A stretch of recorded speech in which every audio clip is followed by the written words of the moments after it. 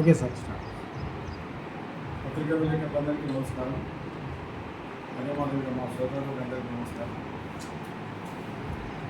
నిన్న హైకోర్టు తీర్పు ఏదైతే ఉందో కాళేశ్వరం మీద ఇచ్చిన తీర్పు ఈ కాంగ్రెస్ ప్రభుత్వానికి, రేవంత్ రెడ్డికి అది చెప్పుదెబ్బ లాంటి తీర్పు అని చెప్పేసి తెలియజేస్తుంది. వాస్తవానికి కాళేశ్వరం ప్రాజెక్టు తెలంగాణ రైతాంగానికి ఉపయోగపడే ప్రాజెక్టు. తెలంగాణలో 80 లక్షల ఎకరాలకు నీరిచ్చే ప్రాజెక్టు కాళేశ్వరం ప్రాజెక్టు. ఈ ప్రాజెక్టు ప్రతిష్టలు అంతర్జాతీయ స్థాయిలో ఈ ప్రాజెక్టు ప్రతిష్టలు వస్తే కాంగ్రెస్ వాళ్ళు కుట్రలు అన్నీ ఎన్నికల్లో దాన్ని లబ్ధి పొందామని కుట్రలు అన్నీ 2 పిల్లల్లోనే వాళ్ళే పేరు చేసి ఈ ప్రాజెక్టు మొత్తం ఫెయిల్ అని చెప్పేసి 1 లక్ష కోట్లు ఉందా అని చెప్పేసి వాళ్ళు మాట్లాడడం, ప్రజలని తప్పుదో పట్టియడం, మరి దాని ద్వారా ప్రభుత్వం అధికారంలోకి రావడం, బీఆర్ఎస్కు రాజకీయంగా నష్టం జరగడం, ఇవన్నీ జరిగిపోయింది. ఇవన్నీ జరిగిన తర్వాత కూడా రెగ్యులర్గా ఈ కాంగ్రెస్ పార్టీ అధికారంలోకి వచ్చిన తర్వాత రేవంత్ రెడ్డి గారికి పరిపాలన చేతగాక వారు ఏం చేసిండ్రో తెలంగాణ రాష్ట్రానికి, వారు ఏం చేసిండ్రో రైతులకు నీళ్ళు ఇవ్వడానికి, రైతులకు సాగునీరు ఇవ్వడానికి ఏం చేసిండ్రో చెప్పుకోవడానికి ఏమీ లేదు కనుకనే రెగ్యులర్గా మరి బీఆర్ఎస్ పార్టీ పైన, కేసీఆర్ పైన, హరీష్ రావు గారి పైన, అధికారుల పైన బురద జల్లే ప్రయత్నమే చేసింది.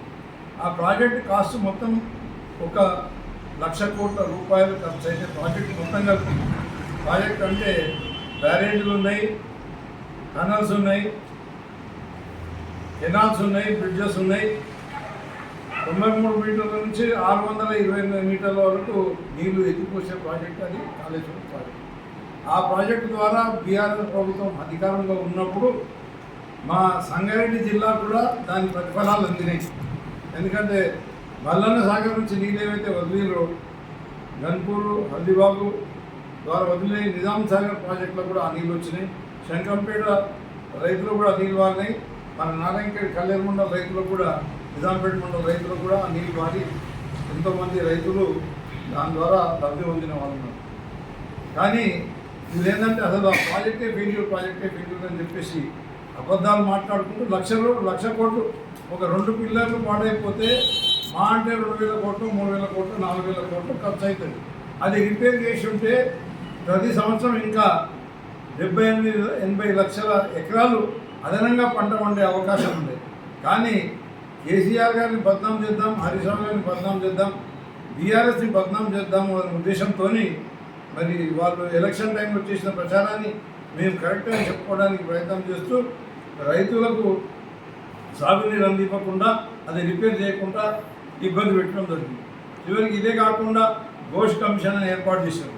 ఘోష్ కమిషన్ రిపోర్ట్ అంటే ఏంటంటే అది పీసీసీ వాళ్ళు రాసిచ్చిన రిపోర్ట్ని ఘోష్ కమిషన్ అని సబ్మిట్ చేసింది.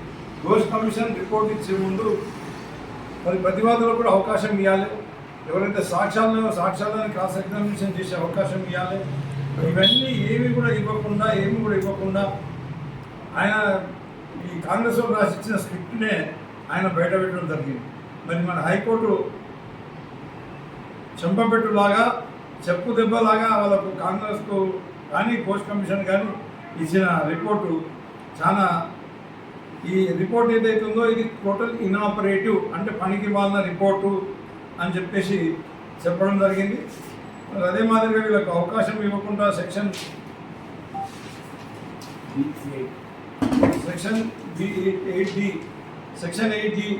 8B ప్రకారం కమిషన్ ఆఫ్ ఎంక్వైరీ యాక్ట్ కింద అభివృద్ధి కింద వ్యక్తులకు ప్రతిష్ట భంగం కలిగించే విధంగా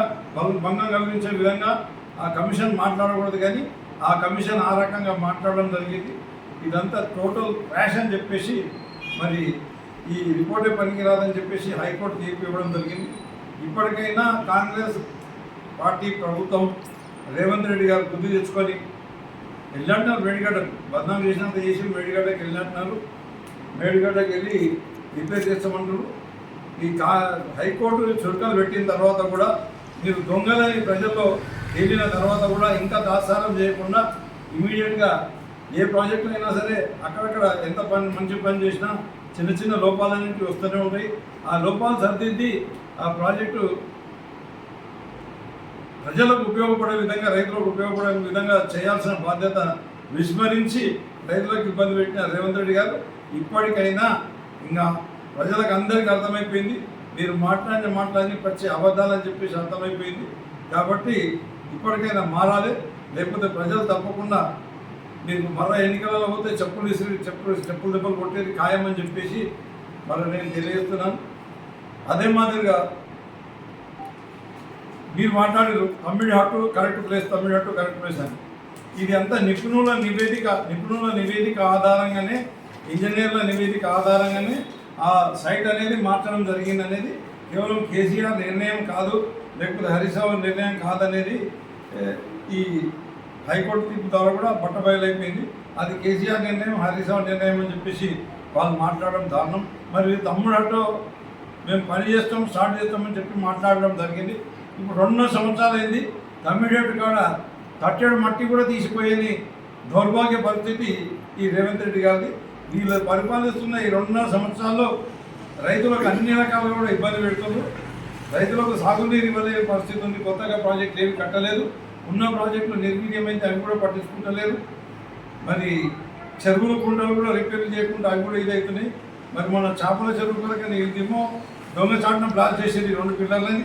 చేపల చెరువు కొరకని మన కేసీఆర్ కట్టించిన చెక్ డ్యామ్లు ఏవైతున్నాయో చేపలు పట్టే కొరకని ఆ చెక్ డ్యామ్లను కూడా బ్లాక్ చేయడం కూడా జరిగింది కాంగ్రెస్ నాయకులు అని చెప్పేసి వీళ్ళంతా కూడా రైతులకు వ్యతిరేకమైన పద్ధతి మానుకోవాలని చెప్పేసి, రైతులకు మీరు ఇచ్చిన హామీలు మొత్తం నిలబెట్టుకోవాలని చెప్పేసి 24 గంటలు కరెంట్ ఇస్తామన్న హామీ నిలబెట్టుకోవాలి, అది మీరు విస్మరించారు. రైతులకు రైతు భరోసా 15,000 రూపాయలు ఇస్తామన్నారు, అది విస్మరించారు. 2 లక్షల రూపాయలు రుణమాఫీ చేస్తామన్నారు, అది విస్మరించారు, అది కూడా చేయలేదు. అదే మాదిరిగా రైతులకు పండించిన ధాన్యం మొత్తం కొంటమన్నారు, ఆ ధాన్యం కొంటమన్నారు. ఇప్పుడు ఈ మక్కలు ఇప్పుడు ఆల్రెడీ వచ్చినాయి, జొన్నలు వచ్చినాయి. మక్కలు జొన్నలు కొనకుండా రైతులకు ఇబ్బంది పెడుతున్నారు. వరి పంట కూడా వచ్చింది, అవి కూడా కొనకుండా రైతులకు ఇబ్బంది పెడుతున్నారు. వాటికి ఇష్టమన్న బోనస్ కూడా ఇవ్వకుండా రైతులకు ఇబ్బంది పెడుతున్నారు. ఇప్పటికైనా మీరు మీ పద్ధతి మార్చుకొని రైతులకు మీరు ఇచ్చిన హామీలన్నీ కూడా నెరవేర్చి మరి మాట నిలబెట్టుకోవాలని చెప్పేసి ఆ కాంగ్రెస్ పార్టీకి, మరి లేకపోతే ప్రజల ఆగ్రహానికి గురి కావాల్సి వస్తే, రైతుల ఆగ్రహానికి గురి కావాల్సి వస్తుంది.